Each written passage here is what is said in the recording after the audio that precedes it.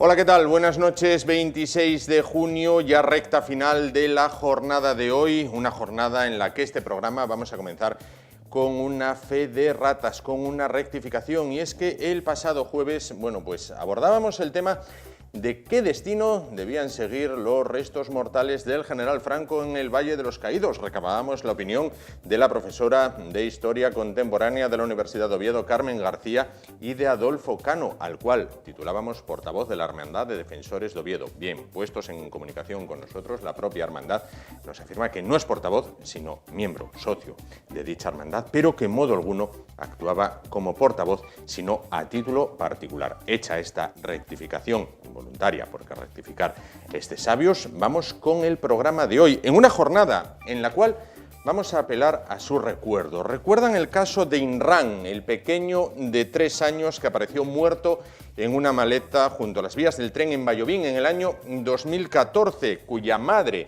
y la pareja de esta fueron detenidos y fueron puestos en prisión por la muerte de este niño? Vamos a ver unas imágenes, vamos a ver a la madre del pequeño Inrán y a la pareja de esta, ahí lo tienen en primera instancia, David se llama él y Fadila se llama ella. Bueno, pues ambos, madre y pareja de esta, Fadila y David, han estado hoy en Oviedo solicitando la libertad provisional tras pasar 4 años en distintas cárceles. Pues bien, la abogada de ella, la abogada de Fadila, solicita la puesta en libertad de su defendida, alegando que está en la cárcel por ser mujer y por haber sido una mujer maltratada. Letrada Beltrán González, basta ya, no todo vale. Hay, desgraciadamente, muchas mujeres maltratadas a las que usted falta al respeto, queriendo librar a una mujer condenada a la cárcel por el presunto asesinato de su hijo, aludiendo a que es mujer y a que fue maltratada. ¿Cuántas de esas mujeres maltratadas, que por desgracia hay en nuestro país, para vergüenza de todos y de todas, deciden, pues secundar posiblemente el asesinato de su hijo? Pues si se mira la estadística, puede que sea 0,00000 de un niño de 3 años. No todo vale, no todo se puede aplicar a lo mismo, no todo es válido, y menos cuando por el medio hay la muerte de un inocente de 3 años. No vale todo, ni para todos, ni para todas.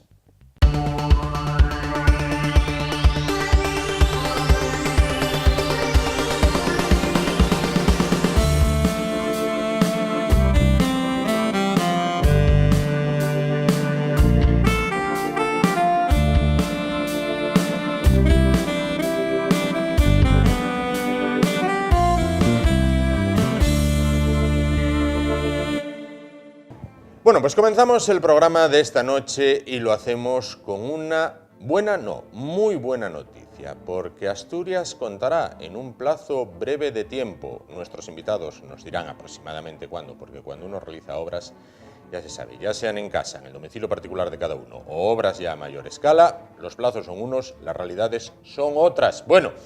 Contará con un nuevo museo que albergará piezas que ya contiene un museo que actualmente está en la Torre de Salas. Ya saben, Salas, ahí para la parte de Grao, un poquito más allá, por la parte de La Espina.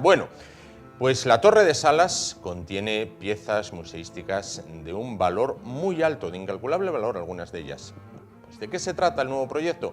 Pues de adecuar ese continente, de hacer un nuevo continente para ese contenido de lujo. Se presentó hace unos días en la Universidad de Oviedo el nuevo Museo Prerrománico de San Martín de Salas. El objetivo, como les digo, trasladar las piezas que se atesoran en la torre de la capilla del Palacio de Valdesalas con acceso desde la planta del Ayuntamiento, incorporando, eso sí, las mejores técnicas de exposición museística.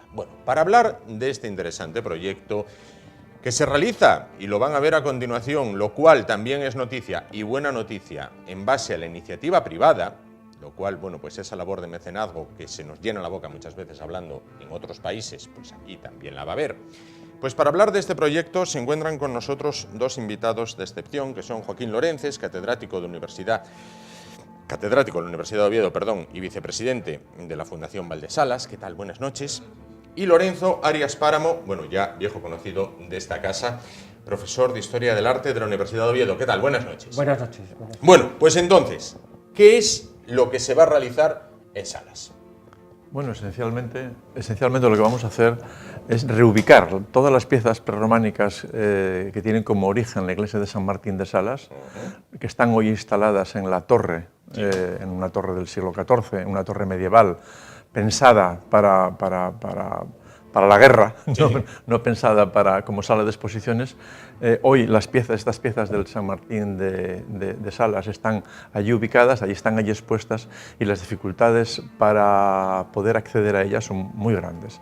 No todas las personas pueden acceder a esas piezas porque se encuentran repartidas entre las 3 plantas de la torre. Las distintas plantas están comunicadas entre sí por una escalera de caracol muy estrecha, pensada para que las utilice un soldado, una persona joven, fuerte, vigorosa y en circunstancias muy especiales, y por tanto están limitadísimas las visitas pues a personas mayores, a personas con las mínimas dificultades de movilidad, no pueden acceder a ellas, y tampoco niños, ¿no? Porque los escalones son muy altos y también presenta distintos problemas de seguridad, ¿no? Entonces el proyecto consiste esencialmente en reubicar estas piezas, que son unas joyas del prerrománico final asturiano, del arte asturiano final, y reubicarlas en lo que hoy es la capilla del Palacio Valdesalas, que linda con la plaza del Ayuntamiento, por lo tanto el acceso es inmediato para cualquier tipo de personas, y nos va a permitir esta reubicación, pues ponerlas todas juntas y, como usted decía antes, pues con los mejores medios, las tecnologías museísticas más actuales. Además tendrá otra virtualidad esta relocalización, además de la accesibilidad. Es que, como le gusta mucho insistir a mi colega, a Lorenzo Arias, estamos al lado del camino primitivo. Por lo tanto, no solamente vamos a conseguir, al reubicarlas en la capilla estas piezas, mejorar la accesibilidad, el acceso a ellas, sino también la visibilidad, porque está al lado del camino primitivo. Del Camino de Santiago, sí. Lorenzo, nos hablaba Joaquín Lorences de lo que es el continente. Háblenos usted del contenido. ¿Qué piezas son las que actualmente están en esa torre y ahora se van a pasar a la nueva infraestructura? Sí, la torre se utilizó en un primer momento, hay que remontarse a 1998, que es cuando estas piezas que estaban situadas próximas a la torre, en una habitación, y que estaban en cajas metidas. Quizás hay que hacer un pequeño paréntesis.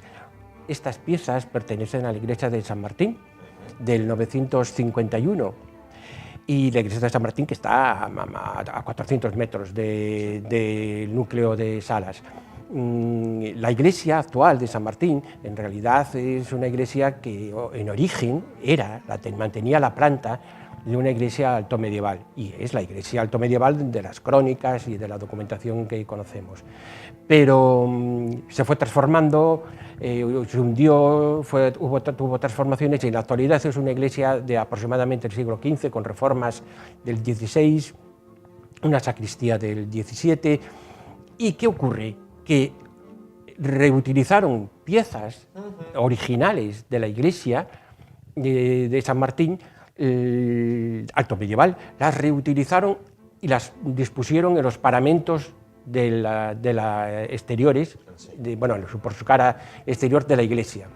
Y entonces, un buen día de los años 80, pues se extirparon de allí, de esas paredes, de muy malas maneras. Es un problema que vamos a intentar olvidarlo.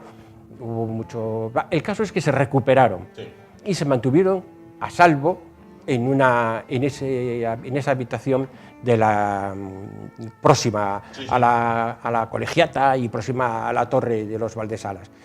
Y entonces, en 1998, se propuso sacarlas de allí, restaurarlas y entonces exponerlas. El problema en 1998 es que no había ningún lugar. Entonces se dispuso para su protección en los diferentes niveles de la torre. Claro. sabiendo esas limitaciones, pero sabiendo que... Sí, pero sabiendo que era un lugar en el cual podían verse en parte y por otro lado se iban a conservar. Una solución de emergencia. Una solución de emergencia fue permaneciendo en el tiempo. Que fue permaneciendo, justo, fue permaneciendo en el tiempo, permitió, por otro lado, estudiarlas muy bien, de tal forma que ahora hay una publicación, ¿no?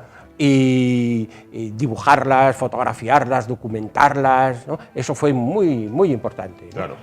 Y la labor resultante, perdón, que interrumpo, va a ser esta realidad virtual, cuidado. Sí, porque es una documentación y una recreación muy bien realizada de cómo será, que todavía no es, pero es eso. Es esto lo que...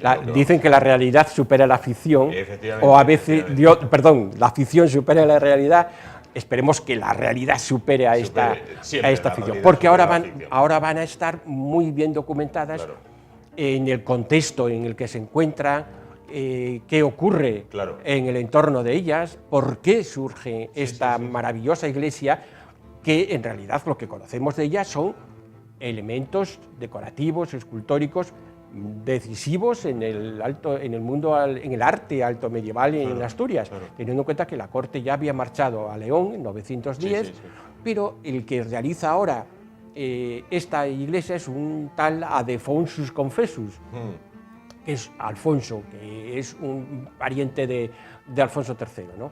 Que sería el Fruela que reinó en León entre 924 y 925. Y lo que tenemos es un auténtico ejemplo maravilloso de la decoración escultórica, rivalizando evidentemente con todo lo que tenemos en la actualidad del prerrománico asturiano. Hay piezas de primer orden, de un taller regio, es decir, que la iglesia sería una maravilla en ese sentido. Joaquín, veíamos esa realidad virtual. ¿Cuándo será realidad física, aproximadamente? Bueno, en este empeño están colaborando con nosotros la empresa Sedes, que ya ha iniciado labores que afectan al acondicionamiento general de ese espacio. Concretamente, hoy me daban ya la noticia de que se había acabado los labores de aislamiento de las humedades que aparecían en la capilla, donde se va a instalar el museo, y también se lograron aislar otras entradas de humedad que había en la fachada principal, y ahora nos queda remozar el interior, pintar el interior, hacer una rampa de acceso para salvar dos escalones que dan acceso desde la plaza del Ayuntamiento a la puerta principal de lo que será el museo, y darle la orden ya también pues, a Proasur, que es la empresa que ha hecho ese diseño y ese vídeo tan maravilloso, y que es la empresa que está colaborando con nosotros de una forma ejemplar para avanzar en la construcción de esa exposición. Creemos que para finales del primer trimestre del año que viene la obra estará inaugurada. Marzo 2019. Esperamos para marzo, si no hay ningún inconveniente, si no aparecen... Estamos trabajando con un edificio muy antiguo y pueden aparecer problemas constructivos en cualquier momento, pero nosotros los recursos los tenemos. Tengo que recordar también que hay que citar de forma muy especial, dándole toda la importancia que tiene a Liberbank, que es el que asume... Ahí le voy. No es muy común, al menos a mí no me lo parece, que en España la iniciativa privada asuma mecenazgos, asuma el coste de una infraestructura cultural. Esto parece que lo dejamos en manos, mucha gente dice, de papá Estado, sea gobierno central, gobierno autonómico o gobierno local, ayuntamiento. Vale, en este caso, la iniciativa privada se da la mano con la pública y dicen, vamos a llevar adelante esto en aras de conservación de lo que decía Lorenzo, ¿no? Exactamente, o sea, esta iniciativa corresponde a profesores de la Universidad de Oviedo, que trabajamos en el aula Valdés Salas. Correcto. Esto es un aula de extensión universitaria y por lo tanto somos profesores de la Universidad de Oviedo los que hemos tomado esa iniciativa. Esa iniciativa ha sido apoyada por la Fundación Valdesalas, que es una fundación privada de la cual hablaremos a continuación, que apoya todas las actividades del Aula Valdesalas. Nació esa fundación para apoyar al Aula Valdesalas y todas sus actividades y financiarlas. Y la iniciativa, por lo tanto, de este nuevo museo pertenece al Aula Valdesalas y a la Fundación Valdesalas, con el apoyo económico del Iberbank, que es el que asume la financiación del proyecto. Creo que efectivamente no es un caso frecuente en España, sí en los países anglosajones sobre todo y en los países del norte de Europa, donde la iniciativa privada es la que se encarga en gran parte de la conservación de forma directa del patrimonio cultural, tanto material como inmaterial. Aquí en este caso, en España, esa responsabilidad los españoles la hemos atribuido en un porcentaje casi unánime al Estado. Sí. Estas experiencias de la Fundación Valdesalas y estas experiencias que tenemos con el Iberbank y con la universidad, creo que en ese sentido no solamente tiene el interés de conservar el arte prerrománico, de contribuir a su conservación y a su difusión, sino también de proporcionar a la ciudad asturiana una experiencia que esperemos que sea exitosa, de colaboración del sector privado en la conservación de forma directa y al 100% del patrimonio, asumiendo todos los gastos, sin que el Estado, sin que la Administración pierda el control y el dominio de esas piezas. Porque esas piezas no son ni de la Fundación Valdesalas, ni son de la universidad, son de todos los asturianos y las custodia el Principado de Asturias, que hay que citar, aunque ahora en último lugar, pero habría que citarlo en primer lugar porque está colaborando con nosotros, sobre todo la Comisión de Patrimonio, desde el primer momento para que todo este proyecto tenga un buen fin. O sea, tenemos la garantía de que estamos trabajando adecuadamente y correctamente porque tenemos el aval de la Comisión del Principado. Sin duda. Será un pasito más, además, valga la redundancia, en la conservación idónea del prerrománico, Lorenzo. Sí, claro. Tenemos muchas cosas que conservar, otras conservarlas mejor. Y estas en sí están, físicamente ellas están conservadas estupendamente, pero ahora se les va a dar digamos, la mayoría de edad. Es decir, ahora van a poder ser visitadas por todos los peregrinos, por toda aquella gente que se acerque allí, porque va a tener ya un esplendor como el que recogen y como el que representan, ¿no? Sin duda. Hay que decir que se encuentran lápidas de cruces de la Victoria, cruces una cruz de los Ángeles. Encontramos piezas que no tiene ninguna iglesia altomedieval ahora en Asturias, y que en cambio esta iglesia, que ha perdido su soporte pétreo, ¿sí?, en cambio nos da unas maravillosas piezas. Por ejemplo, tenemos el ara epigráfica con la deposición de las reliquias, tenemos un ara, una lápida con la inscripción de cuándo se consagró, el 12 de octubre del 951. Tenemos otra pieza que tiene también cuando muere Adefonsus Confessus, es decir y después unas maravillosas ventanas con alfices, ¿no?, con sus columnillas. Bueno, o sea, es un regalo para la vista, ¿no? Claro. Y ahora sí la situamos en su contexto, con reconstrucciones de cómo sería la iglesia en su origen, marcándola dentro del arte asturiano, pues entonces es una visita casi, diría yo, y no me persigue la pasión, imprescindible para completar y complementar lo que es el arte, y el arte altomedieval, el arte asturiano, pero el arte asturiano más allá de la monarquía, porque estamos hablando de medio siglo después de que la monarquía pasa a León, es decir, que se configura el reino astur-leonés, y entonces vemos que tiene una vida más allá de la realidad política, ¿no? que podamos entender, que podamos explorar, ¿no? Joaquín Lorences, para finalizar, la Fundación Valdesalas, al margen de este proyecto, bueno, fundación de la que usted es vicepresidente, ¿de qué otras cosas se ocupa? La Fundación Valdesalas en este momento está volcada en la investigación, de difusión y protección y conservación del patrimonio cultural asturiano, tanto material como inmaterial. Concretamente, como un buen ejemplo de lo que hacemos en el campo del ámbito del patrimonio inmaterial, por recordar simplemente nuestro papel en la recuperación, en la revalorización de la misa de gaita, un bien de interés cultural, que fue reconocida como bien de interés cultural por el Principado de Asturias en 2014, pues gracias, entre otras, a nuestra iniciativa y a todo el trabajo que hicimos para su actualización y para su difusión dentro de la sociedad asturiana. Hoy estamos empeñados en conseguir para esta misa, que es una misa, que es una ceremonia que recuerda cómo nuestros ancestros enfocaban su espiritualidad, que tiene más de 400 años de antigüedad y que es muy representativa de ese espíritu tradicional asturiano. Más allá de los aspectos religiosos, lo que está claro es que ahí se encuentra esta identidad espiritual asturiana muy bien captada. La prueba es que a las misas, a este tipo de ceremonias, asisten gente por motivos religiosos, gente por motivos culturales y todo tipo de personas.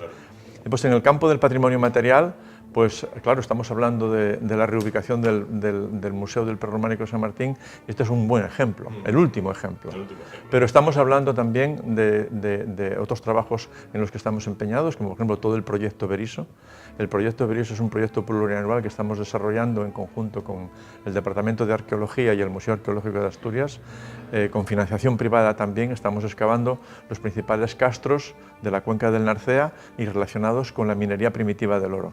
Pues de ello habrá que hablar un día, sin duda. Aquí están, esta es su casa, aquí están invitados para ello. Joaquín Lorences, catedrático de la Universidad de Oviedo, vicepresidente de la Fundación Valdesalas. Lorenzo Arias Páramo, bueno, pues me atrevo a decir, colaborador de esta casa, porque es siempre un placer recibirle y escucharle, y profesor de Historia del Arte de la Universidad de Oviedo. Muchísimas gracias a los dos por venir y contarnos un proyecto que no debería de ser singular, pero por ahora lo es, singular en el sentido que aúna las administraciones públicas, la universidad y el capital privado, en este caso. Muchísimas gracias y que cunda el ejemplo.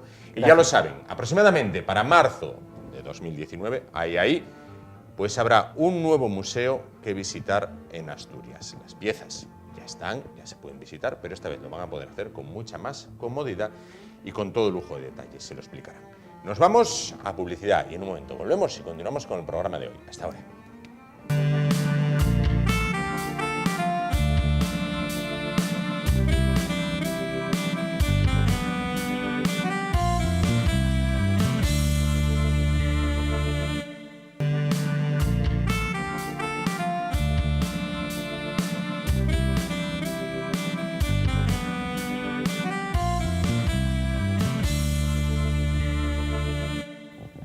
Bueno, continuamos el programa de esta noche y a continuación, bueno, pues vamos a hablar de lo que es un destino turístico, un destino de oportunidad laboral y una, sin duda, de las grandes capitales europeas. Vamos a hablar de Londres visto a los ojos de un asturiano. Bueno, pues vamos a hablar a continuación con Carlos Baragaño.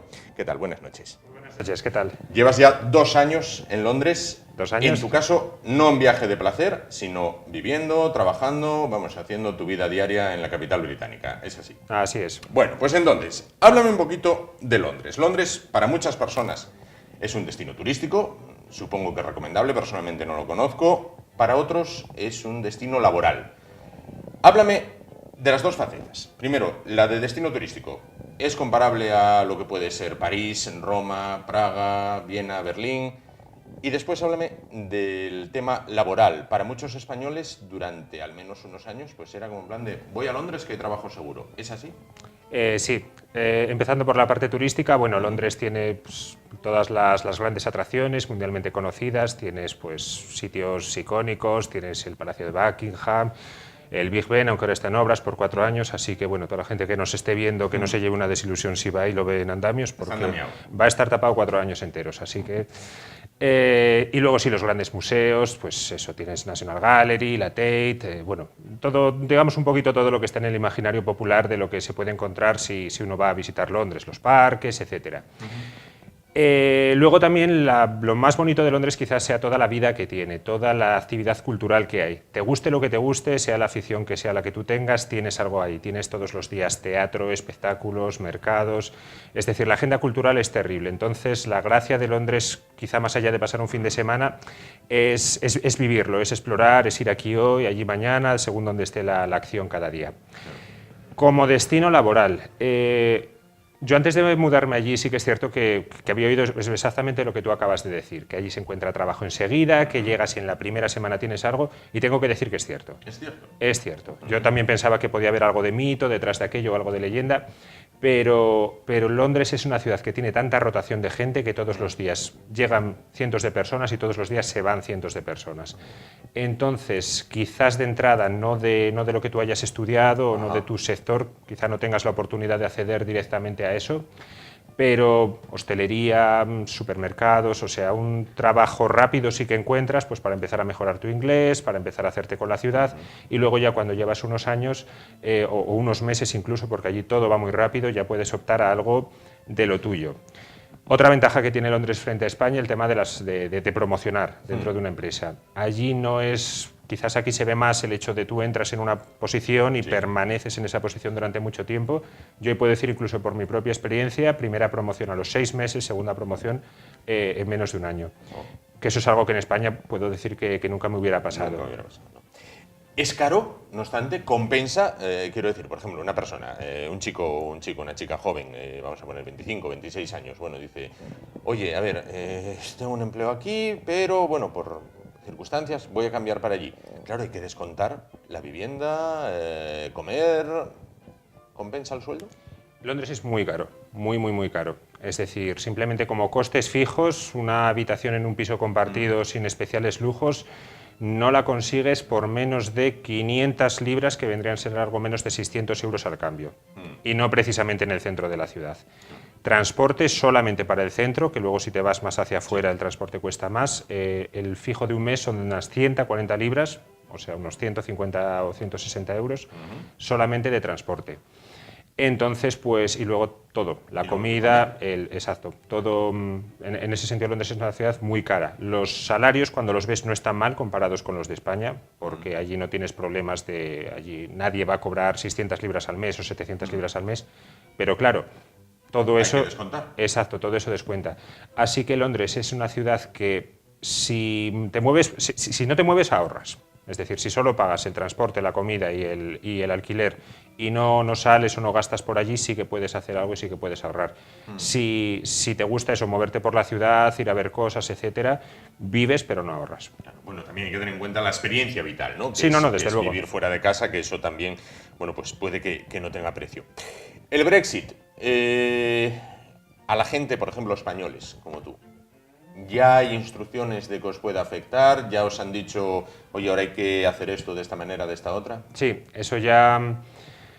Al principio era todo un poco más confuso cuando salió la votación, que fue precisamente días antes de que yo me mudara allí. Yo recuerdo que al principio ni siquiera la gente llegó a pensar que se pudiera llevar a cabo. Se decía que eso se puede recurrir, se le puede dar la vuelta.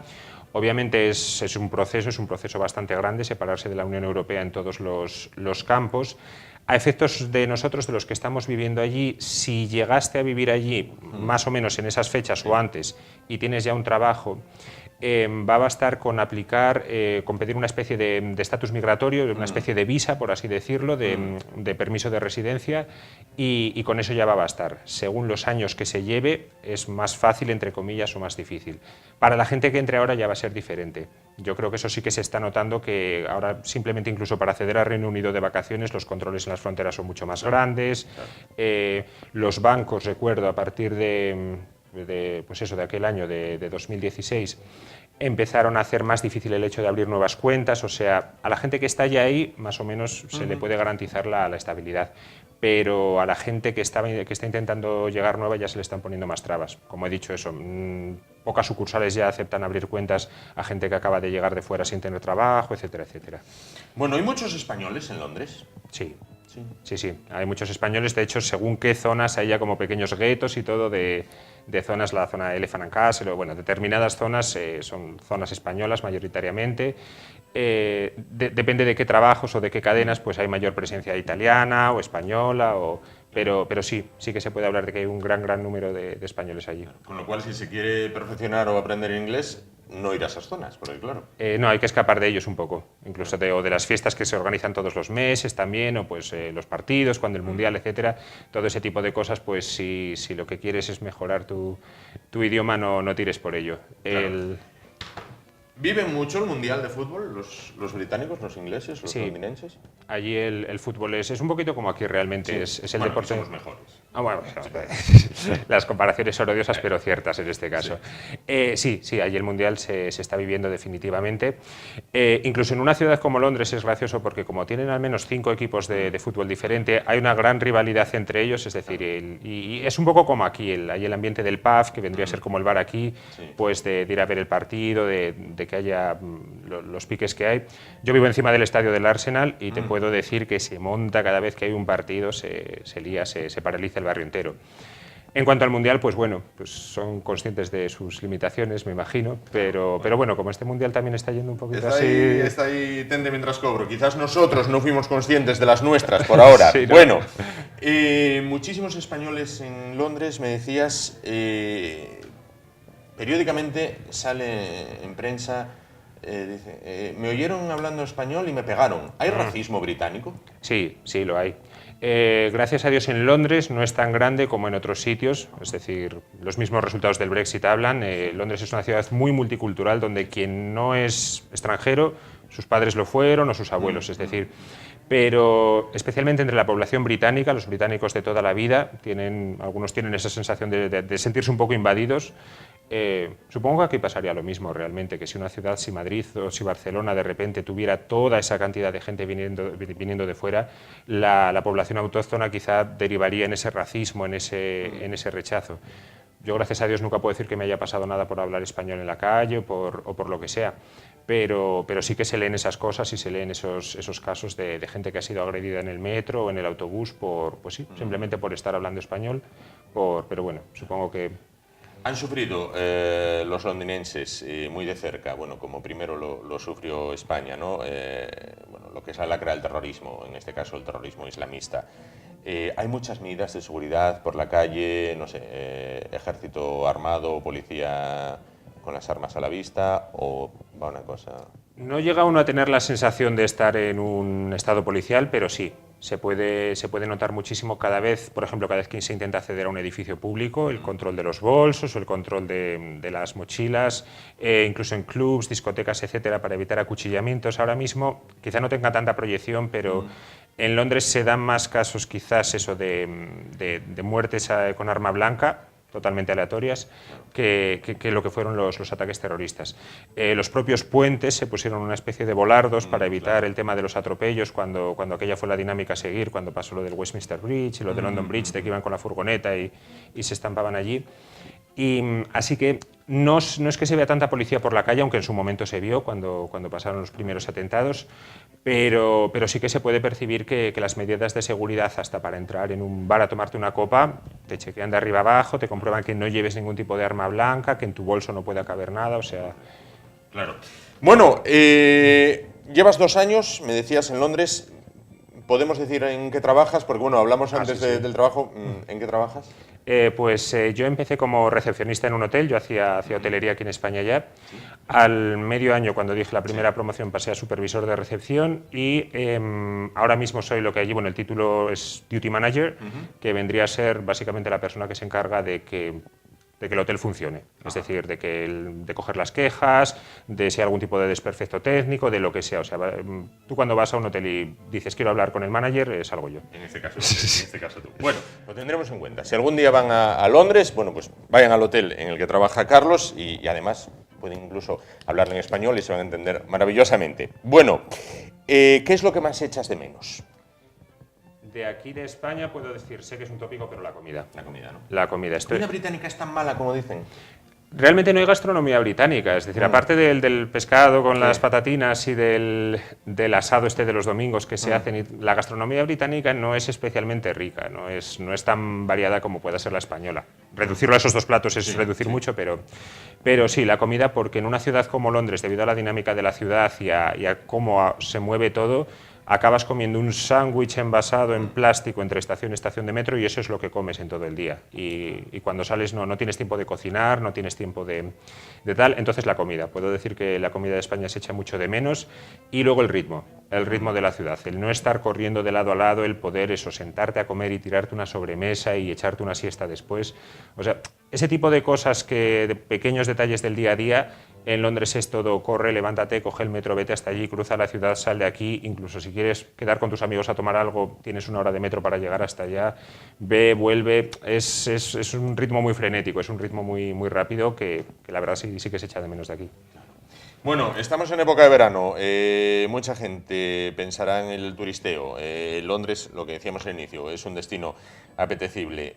¿Cuántos días tú recomiendas, además tú que trabajas en el sector turístico, cuántos días tú recomiendas que son necesarios para decir, bueno, vi Londres? Para decir vi Londres te diría que 4. 4 días, 3 noches, ¿no? Bueno, en los hoteles, 3 noches, 4 días o... Yo diría 4 días enteros en Londres. 4 días, sí. Entonces, si vuelas, a lo mejor tienes que coger la noche de antes, así que a lo mejor serían 5 noches. Pero sí, 4 días como mínimo, porque Londres, al ser tan grande, Londres hay que verlo por zonas. Entonces, más o menos eso, englobarlo todo en 4 zonas y poder ver un poquito todas las caras de la ciudad, porque es cierto que tiene muchas. Tiene desde la elegancia de los palacios hasta la parte más punk de Camden Town o todo aquello, o la parte así más, los rascacielos de la City y todo esto. Es decir, tiene como muchos ambientes diferentes, así que para verlo todo, yo diría 4 días. Claro. Y un lugar, para finalizar, un lugar que tú me digas, mira, este no se lo pueden perder, pero que no sea tan el Big Ben, el Parlamento, Buckingham Palace, bueno, pero algo que tú me digas, oye, si vas a Londres, ahí, bajo tu opinión, ¿eh? Pues mira, yo diría que después de pasar esos 4 días y de estar haciendo todo el turismo, hay un sitio que está un poquito a las afueras del centro, no hace falta ir, pero se llama Primrose Hill. Es una pequeña colina desde la cual se ve todo Londres y en la que los días de verano la gente de allí, de la gente del barrio, los londinenses, te vas allí, te tiras en el césped, te tomas una cervecita y estás viendo la puesta de sol con todos los edificios de Londres al fondo. No es tan turístico porque no está en medio del centro, pero yo sí que diría cogerse un autobús o cogerse un metro hasta allá y después de haber pasado los días de turismo, relajarse y pasar una tarde tranquilo tirado en la hierba viendo todo Londres debajo. Pues nada, esa es la recomendación de Carlos Maragaño, un joven, bueno, pues que ya lleva 2 años, nada más y nada menos, bueno, pues viviendo en Londres, trabajando en Londres, pero que echa menos España y aprovechando el periodo vacacional, ¿verdad? Bueno, pues se vuelve uno hasta aquí, vas a estar unos días, me imagino. Sí, estaré unos días y eso, a ver el mar y a comer parroches. Efectivamente, pues nada, que aproveche entonces. Gracias. Muchísimas gracias por estar con nosotros esta noche. Nos vamos a publicidad muy rapidísimamente, volvemos y continuamos con el programa de hoy. Hasta ahora.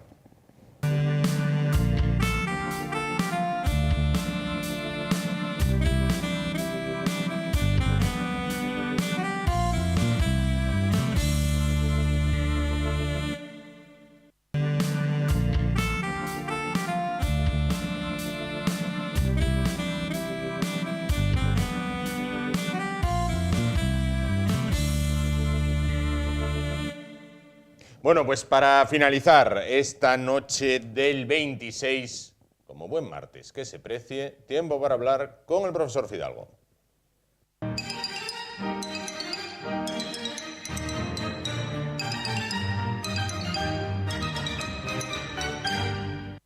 Profesor Fidalgo, muy buenas noches. Buenas noches. Buenas noches, todo bien. Y alegres noches, que estamos de fiesta continua. Vamos a comenzar, antes de hablar de la fiesta continua, centrada en San Pedro, grandísima fiesta por otra parte.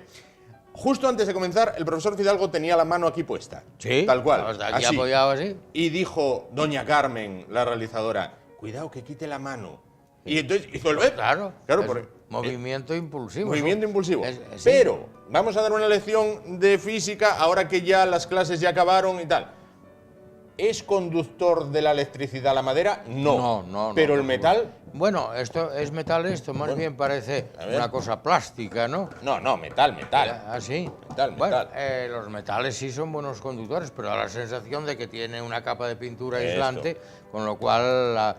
Ahora, hemos de distinguir en estos actos, digamos, impulsivos, instintivos, ¿verdad?, que son actos, entre actos humanos y actos del hombre. Hay que decir, un acto pensado, tal, meditado, y tomas una decisión, efectivamente, entre varias opciones. Sí.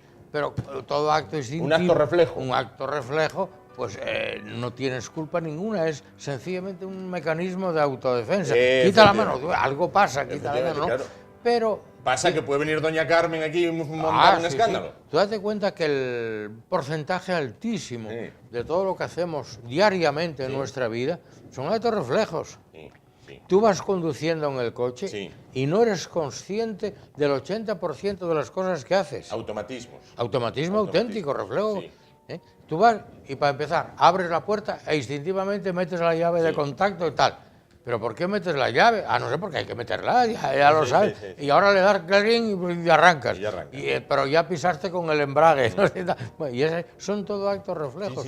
Y nos movemos mucho en este camino. ¿Por qué preguntaba? Y el estudiar es un acto reflejo también. El estudiar es un acto reflejo, para unos menos reflejo que para otros, obviamente. ¿Por qué preguntaba yo esto de la física, de si es buen conductor de la electricidad, la madera no, el metal sí? Bueno, porque el profesor Fidalgo, atención a este dato, para el mes de septiembre le encargaron 2 libros. Sí, unos más bien libros pequeños, de unas 150 páginas cada uno. Yo, como estoy acostumbrado a libros de 1000 y pico, pues 150 es nada, es un dormir. ¿Eran para septiembre? Sí, ¿Y qué pasó? Ya los entregué, ya los están entregué. Sí. Ya están hechos. Son, en horas 24 pasan de las musas al teatro. Eso lo decía mi colega don Lope, ¿no? Eso. Cuénteme ¿Cuántas veces? acerca de esos libros, cuénteme. No, son una serie de temas de física por un lado y por otro de química, con problemas explicados, resueltos, con un recuerdo de conocimientos mínimos para poder enfocar la resolución de estos problemas y con consejos de cómo resolver problemas tanto en física como en química, pero consejos tan imbéciles como pudiera ser. Lee 4 veces el problema. ¿Lo entendiste? No, pues vuelve a leerlo, porque si no lo entiendes, ¿para qué demonios lo vas a resolver? O otro consejo, pongo por caso. ¿Terminaste el problema? Sí. ¿Estás seguro que has respondido a todo lo que te preguntaron?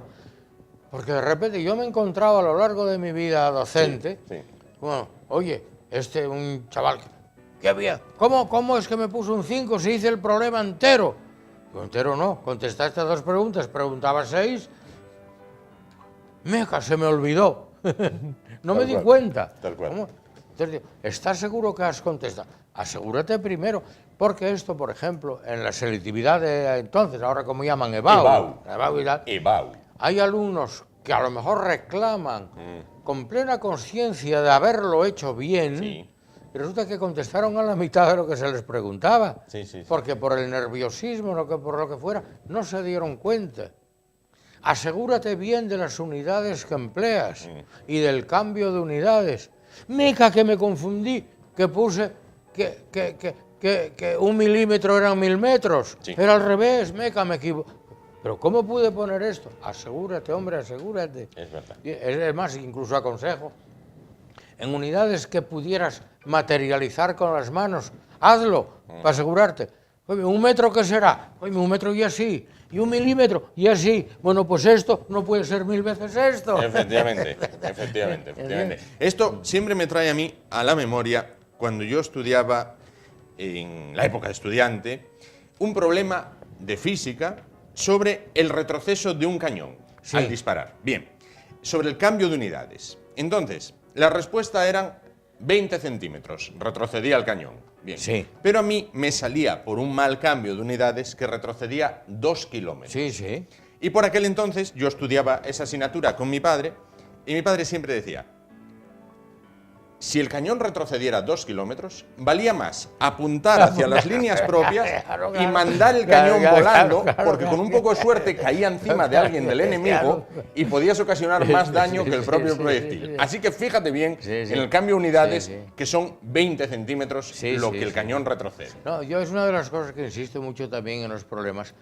Observar el sentido lógico, natural, físico. Sí. Un coche va a 90 kilómetros por hora, el coeficiente de rozamiento de las ruedas contra el suelo, tal, no sé qué, patachín, patachán, frena bruscamente, bloquea las ruedas. ¿Qué longitud recorrerá hasta detenerse? O sea, 10 metros, 5 metros, 20 metros, normal. Pero si te sale 30 kilómetros, ¿tuviste algún coche ir de Gijón a Oviedo frenando con las ruedas bloqueadas? Hombre, claro, hay que pensar. Entonces, ver el sentido lógico. Ese es un sentido lógico, sin duda alguna. El cañón. Yo conocí los primeros cañones sin retroceso, que se trajeron aquí a España, los regaló Estados Unidos, como era material sobrante de la guerra de Corea. De la guerra de Corea. Tal cual. Iba montado sobre un jeep. Claro, lo que tiene el cañón sin retroceso. No, es que tiene 2 retrocesos, porque dispara 2 veces. Claro. Dispara el proyectil por la boca del cañón y por las toberas dispara unos gases. Claro. Con lo cual retrocede para atrás, retrocede para adelante, no retrocede. Anula. Un retroceso anula el otro. El rebufo que decían. El rebufo que dicen. Bueno, acabó esos 2 libros y prepara otro. Sí, estamos ahora con mi compañero y su hija, ingeniero, con un libro de tecnología industrial. Un poco también en esta historia. ¿Para ver la luz cuándo? Espero que lo terminemos dentro de 2 semanas. 2 semanas. Y sí, esto pues verá la luz una vez que pase el verano, me imagino, los 3 libros, sí. ¡Hala! Y venga. Bueno, una vez que pase el verano, habrá que volver a estudiar los que estén cursando sí, las hay algo materias habrá que estudiar, sí. de rigor y tal. Pero mientras que dura el verano, fiesta, romería. Hombre, claro. Fiesta para... Ya empezamos la semana pasada con San Juan, pero ya seguimos también con otras anteriores. Pero ahora llega San Pedro. Y San Pablo. Y San Pablo, sí, efectivamente. Sí. Grandes fiestas, por ejemplo, en La Felguera y en Cudillero. Y en Cudillero, con lo de la Murabela y todo aquello del pregón de la Murabela en el lenguaje pichueto, como dicen, sí, muy original, de aquel de doña Elvira Bravo, que fue la gran recuperadora de todo esto. El San Pedro, es curioso que festejemos simultáneamente San Pedro y San Pablo, cuando en realidad no se llevaban nada bien, más bien estaban un poco así enfrentados. Pero bueno, San Pedro era un hombre de armas tomar. San Pablo... Cortó la oreja a un guardia del templo, bueno, ¿no? Eso dicen. Como dice, cuando fueron a aprisionar, a detener a Jesús, sacó la espada... Era tauten nomen servo Malcus. Era el nombre del servo que se llamaba Malco, ¿no? Sí. Bueno, San Pedro, luego también, porque San Pedro era como los políticos de ahora, de cuidado, y decía Galileo, en defensa de nuestros ideales hay que estar dispuestos hasta dar la vida exclusive. Pues San Pedro, cuando aprisionaron al jefe, y tal, dijo, no, yo no lo conozco, a mí que no me mire. Era una versión moderna del no me consta. No me consta.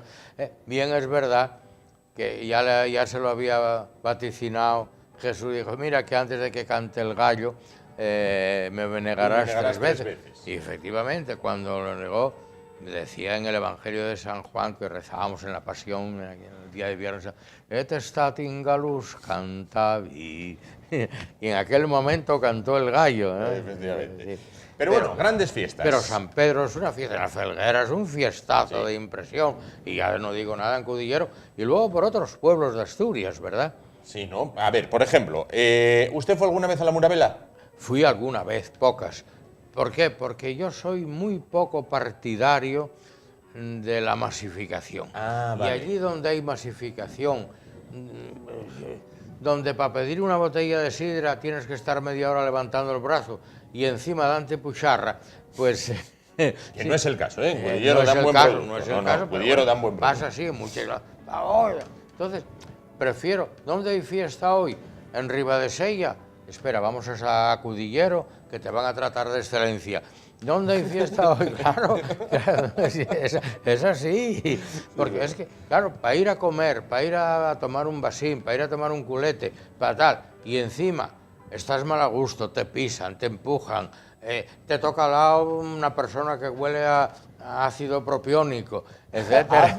Ácido propiónico. ¿Qué es el ácido propiónico? El ácido propanoico, hombre. ¿Y cuál es? CH3, CH2, COOH, el ácido propanoico, el ácido propiónico, como nos decía el profesor Pertierra cuando yo estudié la carrera. ¿Cómo les diría yo que huele el ácido propiónico? Es un ácido olor desagradable. Mire, huele a misa de 12 en la Catedral de Santiago. Pues ya no sé. Vale. Huele a misa de 12 en la Catedral de Santiago. Y ahí llegan los peregrinos, el pelegrín, llega el pelegrín. Efectivamente. Aunque se lavara un poco allí en el Monte de Gozo, Sí. en la Bacolla. En la Bacolla. Nunca mejor dicho, lava la cola. Pues... que es así, que es así, bueno, ¿yo qué voy a hacer? Pues, pero claro, aún y así, bien, pues a mí el ácido propiónico, pues la masificación trae eso. Entonces yo necesito... Más tranquilidad. Sí, amplitud, tranquilidad, que no haya barullo, que no me griten, que no... Claro. Quizás es que yo soy ya demasiado viejo para estos Bueno, barullos, no, hombre, ¿no? ¿por qué? ¿Es usted amante de la sidra? Sí y no. Sí, me gusta mucho. Quizá yo sea uno de los que más escribí sobre la sidra y publiqué cosas. Pensé que me iba a decir, soy uno de los que más bebí. No. Tengo un problema con la sidra. Me gusta mucho, me gusta, pero me revuelve un poco, soy de colon irritable, y me revuelve un poco el intestino. Ajá.